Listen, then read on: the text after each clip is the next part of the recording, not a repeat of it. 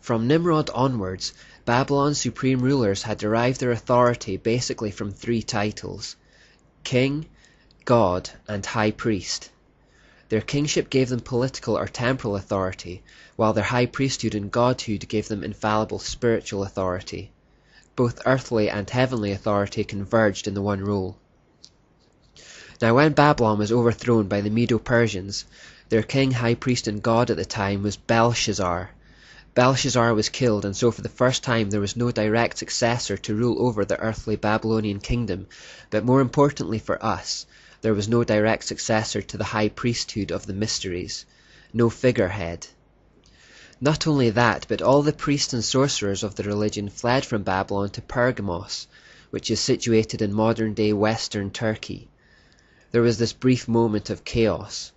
However, when the priests arrived in Pergamos from Babylon, they set about turning it into the new power base for the mysteries and established a new central college for the religion in the area. Perhaps more importantly, they placed the king of Pergamos at the time into the vacant seat of spiritual power left by Belshazzar, and he was hailed as the new high priest of the religion. And so for a time at least, the power base of the mystery religion moved from Babylon to Turkey. It is at least partly for this reason that the Lord refers to Pergamos as Satan's seat in Revelation 2:13. This is part of the building that existed there. Like the Ishtar Gate, this monument to Satan survives until the modern day in Berlin, Germany, having been taken there by Kaiser Wilhelm II, who was fascinated with the occult in 1902. He was well aware of its significance, and upon seeing it rebuilt in Germany, Wilhelm stated that it was the proudest moment of his reign. As the power base of the mysteries in ancient Pergamos, this monument may perhaps be considered the literal seat of Satan, a scene of ancient emperor worship and ritual slaughter of Christians. It was also during this brief time at Pergamos, which incidentally means height or elevation, where the god Aesculapius was worshipped in the form of a serpent.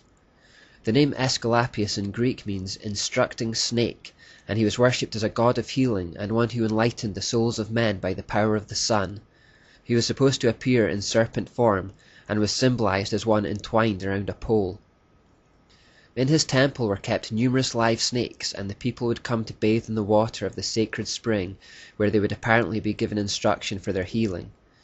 So it's interesting to find that this logo is still used for healthcare today.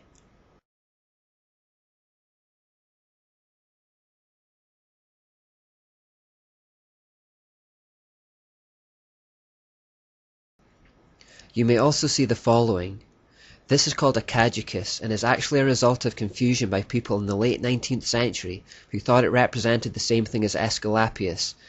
This symbol has ancient associations with commerce, eloquence, deception, and trickery, but it's still used for healthcare today regardless. You may notice it includes a winged sun disk.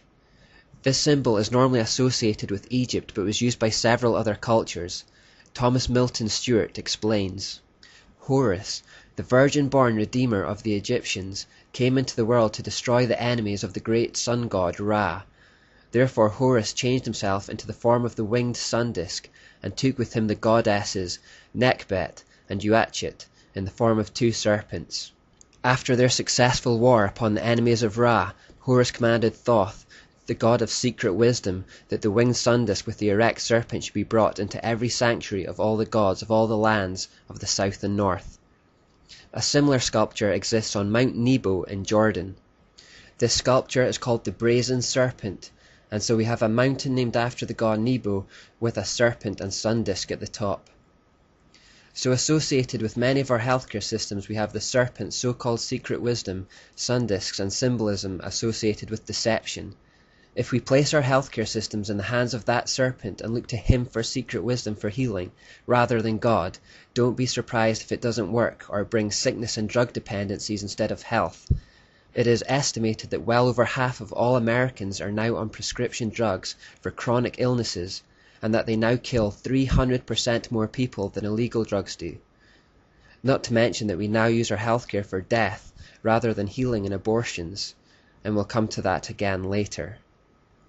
The situation at Pergamos lasted for several hundred years until around 133 BC, when Attalus, the last king of Pergamos, died, and left in his will all his dominions to the Roman people.